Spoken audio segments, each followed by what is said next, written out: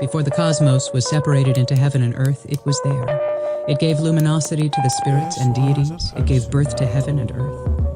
Extending beyond the highest point, it cannot be labeled as lofty. Reaching down to the uttermost depths, it cannot be regarded as deep. Because it already existed before heaven and earth arrived. Its age cannot be determined. It was there before the beginning of time, yet you cannot say it is ancient.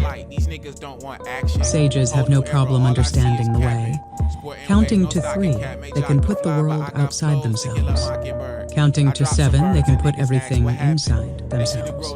Counting to 9, they can attain the brightness of dawn. And in experiencing the dawn, they see their own aloneness. When they realize they are utterly alone, they can lay aside past and present. When they can dispense with past and present, they are able to transcend life and death. For the sage, there is nothing to send away, nothing to welcome, nothing to destroy, and nothing to complete.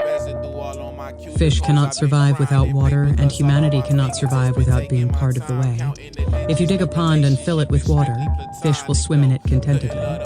If you let humanity follow the natural ways, people's lives will be peaceful and secure. When fish are in their natural environment, water, they forget they are surrounded by water. When humans are in their natural environment, the way, it does not occur to them that they are surrounded by the way. Go with the natural way of things. Don't bother to force things along. With this, you'll merge with the profound oneness of all. Worthy of being a sovereign. When a sage governs, he does not follow guidelines and principles like an amateur cook following a recipe from a cookbook. He looks within, makes sure that what he is going to do is appropriate, and determines that his thoughts and actions are not against virtue. The sage wanders in simplicity, blends with vastness, and follows the natural way of things. There is simply no room for personal views and petty concerns. It is in this way that the sage rules the world. The achievements of an enlightened ruler pervade the kingdom, but they do not appear to be her doings. Her influence reaches everywhere, but her subjects are not dependent on her.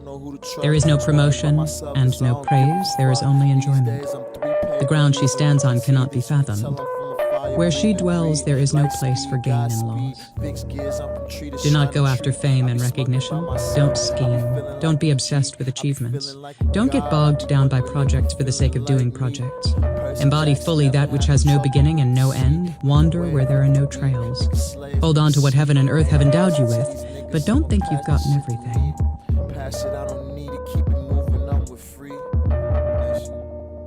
This one's a personal. This shit for me. This shit for me. I'm smoking by myself.